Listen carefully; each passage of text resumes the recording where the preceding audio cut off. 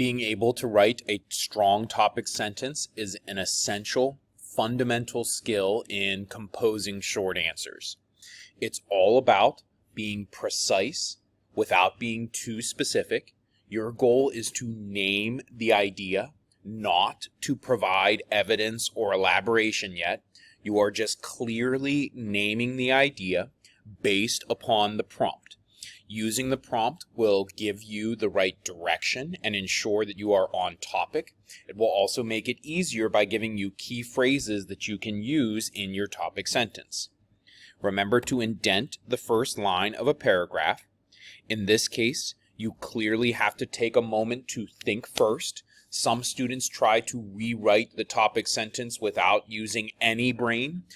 The prompt will help you, but you still need to think first. If they're asking you what type of source, you need to decide for yourself whether you're going to be using primary or secondary as your answer. And then you can say, students will be able to learn better from primary sources, according to the chart comparing. We won't even get that complicated. And that's it. Notice that I have used the correct part of the prompt. Don't get caught up in all of the background information. Focus on the actual writing task. Notice that I'm using a key phrase and then I am naming the answer.